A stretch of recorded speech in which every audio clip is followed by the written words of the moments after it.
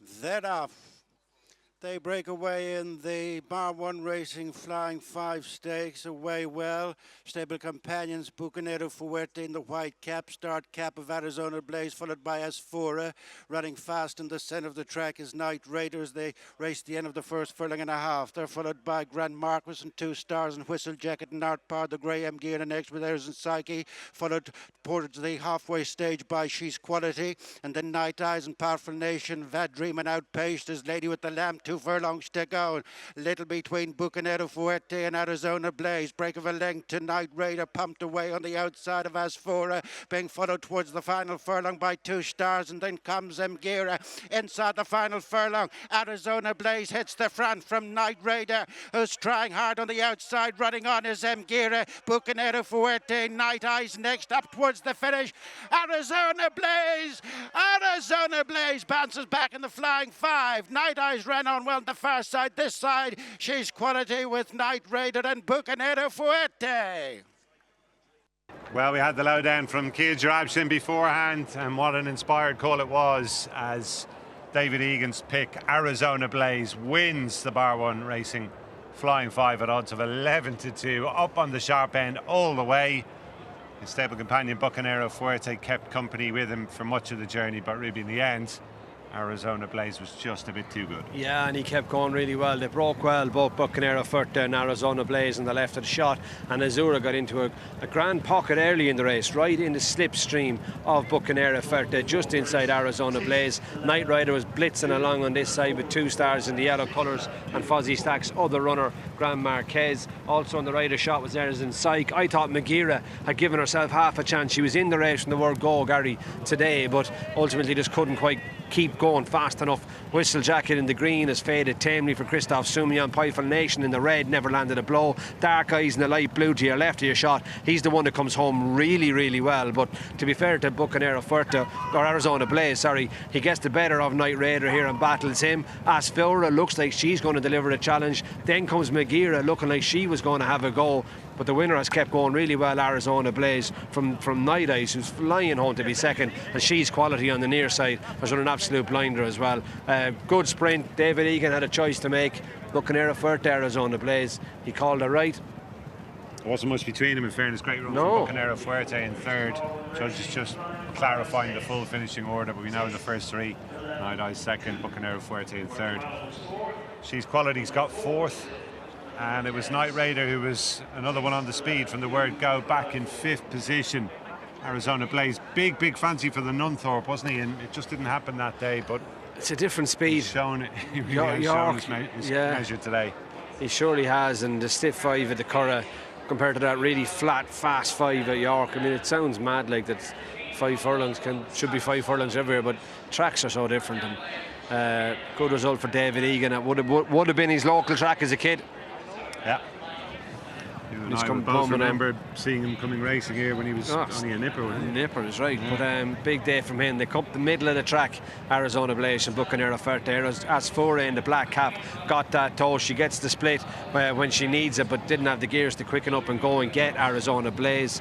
Mgira plugged on, Night Raider, and obviously the connections would be absolutely thrilled with Nighteyes. Danny Tudhope and David O'Meara at a big price, who stormed home. But it's Arizona Blaze's day for Amo Racing Limited and Giselle Daguerre. Big day for them. Let's go to Nick to wrap it up. Gents, thank you very much indeed. 11-2, vindication, justification for David Egan's difficult decision to make, as articulated potentially by the winning owner pre-race, because Bucanero Fuerte ran very well. Finished third, a 1-3 for connections. In between, Nighteyes, 11-2, 16-1, 9-2. You 1-2-3 in the Flying 5. Welcome back to the Curragh. David Egan joins me after winning the Bar 1 Racing Flying 5 Group 1 on Arizona Blaze. That was, I'd say you went through a lot of torture trying to decide which one to ride between he and Bucanero. Yeah, chewing the ear off a lot of people, getting their opinions. At the end of the day, I had to go with my gut feeling. I was happy when the rain came and the ground was a bit slower for this lad, because everything just happened a little bit too quick for him at the Nunthorpe. Fast ground, really sharp 5 furlongs, and he didn't get the cleanest of breaks. I was on the back foot straight away and never really got into it, but what Adrian and Robson and his whole team can do, they can really get a horse to bounce back in a very short space of time. And I knew cantering down, I was happy with my decision, and I think Bucanero ran a great race as well. He took me into it a long way, and what I noticed probably wasn't as frequent early on in the day. As I was cantering down, the wind had died off slightly, and what I was initially going to jump and sit directly behind Bucanero, I was happy to just sit on his quarters because I knew I wasn't going to get that much torture, and then being down the middle, gradually making my way across, passing James, and he's a horse who does stay 6 furlongs, and he hit the line strong. He's if any horse deserved a Group 1, it's him. He narrowly defeated as his juvenile, nearly won the Commonwealth Cup. He thinks he won the Commonwealth Cup with Richard Kingscott over the other side, but yeah, delighted for him today. He's son of Sergei Prokofiev and a Group 1 horse. He's been the campaigner for him, and yeah, for another Group 1 for Kia, for myself, it's very very gracious and humbling, and on to the next one. Group 1 and back in your home style as well. You're only brought up a couple of miles away from here. Yeah, it's nice when especially Irish Champions weekend, I get to come home and spend a couple of days at home, so it's very relaxation and the norm almost. I get to recharge my batteries alongside coming racing rather than staying in a hotel. When you got home 2 minutes down the road, it's nice. Was it relief more so than anything when you went by that line to say, I stuck with my judgment, there was only £2 between these two horses, Bucanero's run such a gallant race in third? Was it more relief than joy? Look, I always knew Bucanero would run a solid race. For that horse to come back for what he's kind of been through, not only his unsuccessful time at stud, but to come back and how close he was from being touch and go the first year, the year he was going for the Commonwealth, must have got colic or something on the way over, and then a similar thing happened again this year. To get him back, it's a real credit to the team, and to run third in the Group 1, it's terrific, but I'm glad I was on Arizona today. Good stuff. A couple of more to come. Dallas Star in the ledger, Spicy Margarita and Tony Montana in the last. Yeah, Tony Montana will handle the ground. He's a horse who's quite consistent. He's obviously up in the weights, but he's a horse I like a lot, and he could run a big race quietly at a price. Dallas Star is a very big price, stays very well. Any more rain that comes from now to then will help, and yeah, he's an outsider, but Kia's not afraid to take a chance anytime, as you and I know. Yes. Well done. Thanks. Well done. Yes, we heard from Kia beforehand. Now we're going to hear from him again. You were quite confident beforehand. You didn't know what way to go. Slightly with your label, Jockey. Well done. Some run, some win, first and third. Yeah. Well, I can tell you the secret now. I was pushing him a little bit towards Arizona because it's a stallion making a race, and I thought, just push him a little bit towards there. But no, I mean, he's such a tough horse, and I'm so delighted for the horse, really, because he's kept on touching that Group 1, and everyone was like, well, he's almost a Group 1, he's almost a Group 1 horse, and and David has just this year has excelled. He had a tough year with us last year because we just didn't have the horses coming out at the right time, but he's such a confident rider, and he's such a confident guy, and he's given us so much confidence in the camp. And he said to me, we got a couple of Group 1s in us and a couple more. And he's now won it again. He gave him such a beautiful ride. He just, Bucanero probably helped him out a lot. He just sat there right behind him. And that was the plan right from the beginning. We spoke a couple of hours before, and he said, I'm just going to sit behind Bucanero because Bucanero loves to jump, and hopefully I can catch him. And Bucanero had a great ride as well, and thanks to Colin. And he did a great job there with him. And he came third. He's done a great job in coming back from where he's been to. He's remarkable. To come back, and he hasn't been gelded, and what a horse he is. But Arizona really deserved that. Exactly. Just got mugged. He thought he won a Group 1. He was mugged on the far side, time for Sanders. Yeah, and he thought he'd won the Group 1, and I think now he'll go on. Probably aim for the Breeders' Cup. He also came second there, so he was. But he'll have a. We'll have a lot of fun with him. You're talking about Stallion, obviously, view to the future. Will we see him next year? Is that up for debate? That's not been decided yet. Honestly, it's not been decided yet, but I actually think he's going to make a very, very good stallion.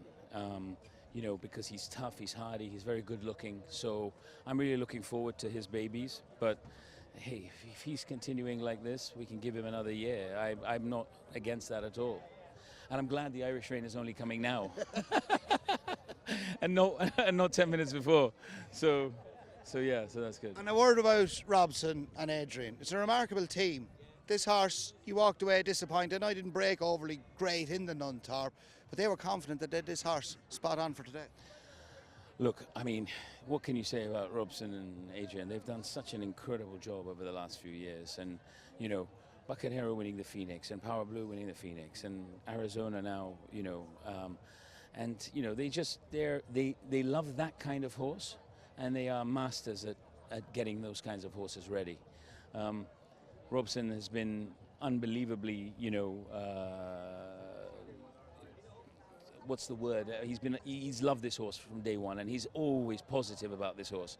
And he's been unbelievably positive about this horse, and he never has given up on him. And him and Adrian are make a great team, and hopefully they'll continue that team. You're having great success here in Ireland, an ever greater presence. Can we see more Team Amo horses coming here to Ireland? Yeah, I mean, you know, yesterday Kevin ran Cathedral here, and she ran a very, very good race. Just got beaten to third by a nose, and you know, she got beaten by a very, very good filly in Fallen Angel, obviously. And I think, you know, we love racing in Ireland. As you know, we've raced in Ireland for many, many years, and we love racing here, and we have a good team here. And you know, we're confident for the second half of the season. We were always confident for the second half of the season. We knew the first half of the season was going to be tough, and we were having a tough time of it, and the pressure was really on all of us. But the second half has come better, and look, we've won 2 Group 1s here this year, so we're delighted.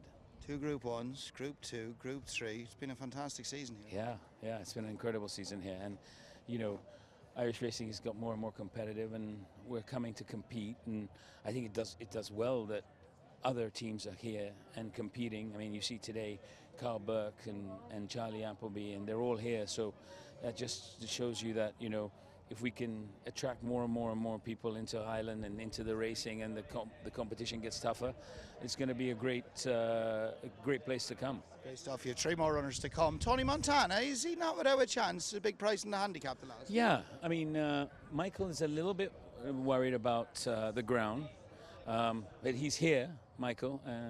His wife's birthday, so he might get in trouble that he's here, but he's here, and he was a little bit worried about the ground, but since the rain hadn't come, I think he's fine, and I hopefully won't be too much rain between now and the time he runs. Good stuff, Kia, well done. Thank you. Watch live racing now on racingtv.com.